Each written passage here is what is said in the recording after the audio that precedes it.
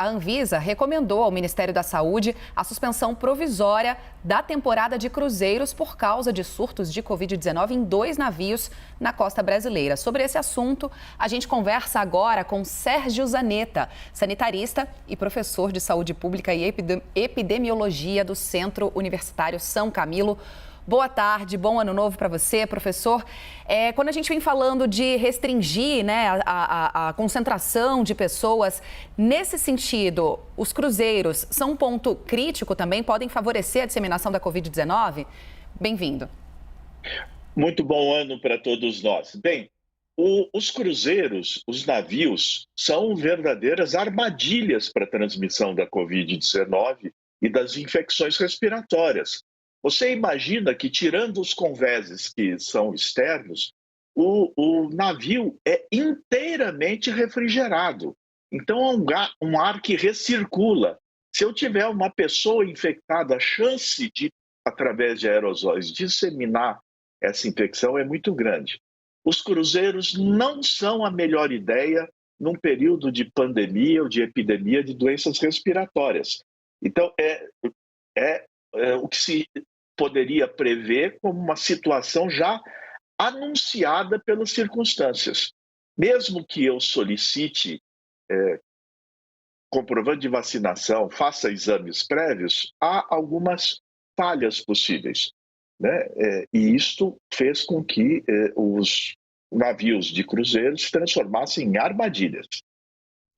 Oi, professor, boa tarde. Paula Martini aqui do Rio de Janeiro falando com o senhor. Um ótimo ano novo. Obrigada por nos atender nesse 1º de janeiro.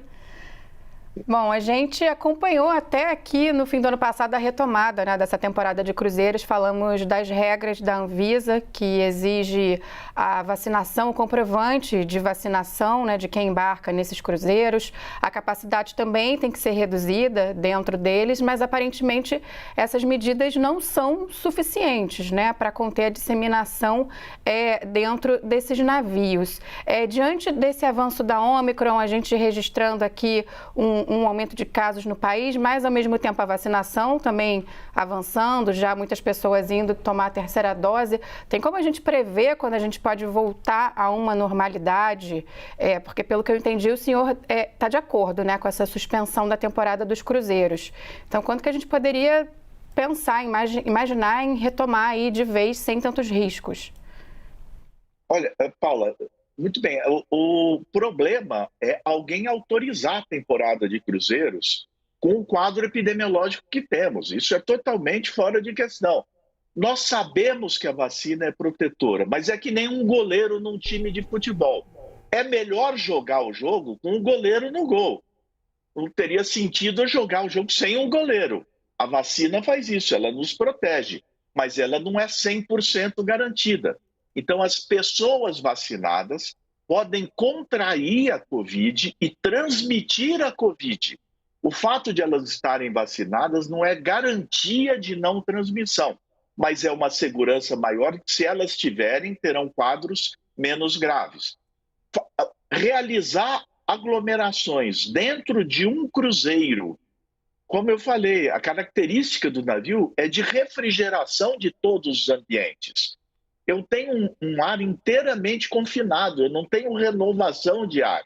Então, eu estou fazendo numa caixa fechada o encontro de pessoas com um quadro de epidemia por um vírus respiratório. Enquanto houver transmissão sustentada da Covid, esse tipo de evento não é recomendável. Realizar em ambientes abertos eventos ainda tem algum sentido. Em ambientes confinados, como num navio, isso é totalmente fora de propósito. A Anvisa toma uma decisão, mas que já deveria ter sido prevista. Professor, tudo bem? Boa tarde. Larissa falando aqui de Brasília.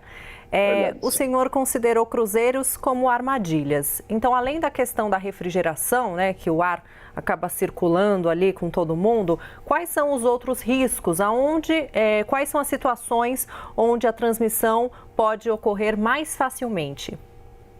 Olha, isso nós já aprendemos muito bem. A transmissão se faz basicamente pelas gotículas com proximidade ou por aerosóis que ficam flutuando no ar durante até 3 horas em ambiente fechado e podem ser recirculadas por equipamentos mecânicos de refrigeração.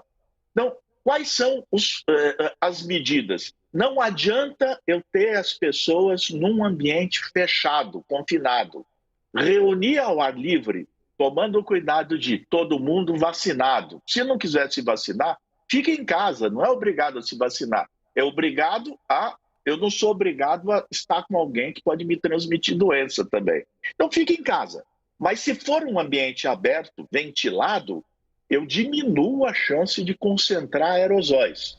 Então, significa eu reduzir danos, reduzir a possibilidade de transmissão. Num ambiente fechado, como é um navio, é uma caixa de criação de aerosóis. Então, eu diria, crônica de uma doença anunciada. Não se esqueçam de que no começo da pandemia, vocês se lembram do navio japonês que foi responsável por uma das maiores concentrações de casos, é porque o navio tem essas características. É muito difícil conter, ter refrigeração ou ter renovação de ar em ambientes confinados. Professor, é claro que a gente está falando de navios aí que concentram milhares de pessoas, né? 2, 3, até 5 mil pessoas, às vezes, numa embarcação, mas em menor proporção também as pessoas estão se reunindo agora nesse fim de ano, tivemos Natal, ontem muita gente fez, né, festa também para a virada do ano. Como é que isso deve se refletir agora nos números? A gente já vê a Anvisa voltando atrás, né, pelo menos provisoriamente, nessa autorização para as embarcações circularem para a temporada de cruzeiros, os governos também discutindo o carnaval aí para frente. O que o senhor acha que a gente vai ver pela frente com essa chegada da nova variante no mundo? A situação melhorou, porque por causa da vacina, nós temos uma contenção da transmissão. Eu tenho menos transmissão e menos casos graves, mas ainda tenho transmissão. Então, anúncio de carnaval, anúncio de encontros que gerem aglomerações de grande troca de aerosóis são sempre perigosos. Nos encontros de final de ano familiares, o que se faz é reduzir o risco. As famílias todas vacinadas, exceto as crianças, que ainda não temos a felicidade de ter um bom governo para isso, né? Elas ainda não estão vacinadas, mas os adultos estão todos. Então, as famílias reuniram e não deixaram aquele tiozão do pavê que não vacinou entrar na festa. Perfeito. Nós estamos mais protegidos, ninguém com sintoma, todos vacinados. Isso é possível fazer, coisa que era impossível no ano passado. O que foi feito no ano passado de encontros familiares gerou uma explosão do número de casos. Eu não espero essa explosão do número de casos, muito embora a gente tenha uma variante hoje muito rápida na transmissão, a tendência é que esses casos fiquem mais limitados, sobretudo se os encontros ocorrerem em ambientes abertos que não favorecem a transmissão. Então, nós precisamos agir com prudência, com cuidado, e nós estamos avançando. Estamos conseguindo já encontrar pessoas, nos relacionar, diminuímos a mortalidade. Olha que maravilha, mas ainda não está tudo resolvido, né? Nós temos uma pandemia que ainda se coloca nessas circunstâncias. Então, se alguém disser, vou me reunir em ambiente fechado, confinado, a pessoa não existe segurança, vacina ou com testagem na porta, porque há sempre uma margem de erro que pode ser menor, mas ainda assim existe chance de transmissão. Professor, ainda nessa linha, a gente teve agora o Réveillon, muitas capitais cancelando as suas festividades, mas muitas festas fechadas, acontecendo em clubes, né, casas de festa, e a tendência é que a mesma coisa aconteça no Carnaval. Aqui no Rio já houve uma sinalização que talvez os blocos não possam sair, alguns blocos já cancelaram desfiles, mas eventos privados devem sim acontecer. Esse é um erro de estratégia, tendo em vista que esses outros eventos acontecem sim, com muita gente, mas em ambientes abertos, e essas festas são em locais fechados? Eu compartilho a dúvida com vocês e com os espectadores. Eu vi numa das entrevistas no navio de uma moça com a sua mãe de 82 anos dentro de um navio. Por que alguém vai colocar uma mãe de 82 anos dentro de um navio confinado? Então, não deveria nem tomar essa atitude. Se você acabar participando de uma festa em ambiente confinado, você tenha o pudor de depois ficar 14 dias em isolamento para não contaminar o resto da sua família. Então, é possível, se todo mundo tiver vacinado, se eu guardar alguma distância, se for em ambientes abertos, eu diminuo a chance de transmissão. Eu não tenho garantia. Professor, tudo bem? A Larissa novamente falando.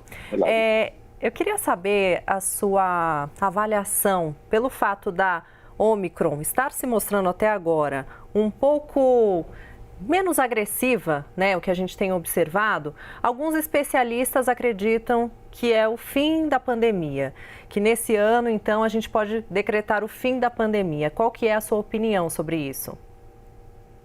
Essa opinião, né, é uma opinião teórica e é absolutamente não autorizada pelos fatos. Existe uma tendência dos vírus para se perpetuarem, se tornar cada vez menos letais. Isto é um comportamento ao longo de décadas dos vírus.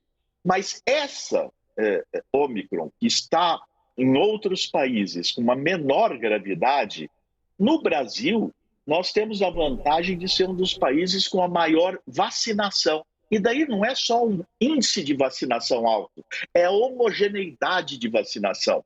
Aqui é um país, e eu brinco, nem os negacionistas são sérios, né?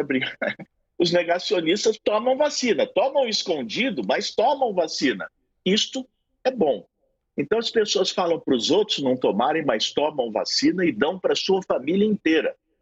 Este é um fator que pode estar interferindo na gravidade da Ômicron. O fato no mundo já ter mais gente vacinada e no Brasil, especialmente, ter um percentual alto de pessoas vacinadas e com homogeneidade por faixa etária.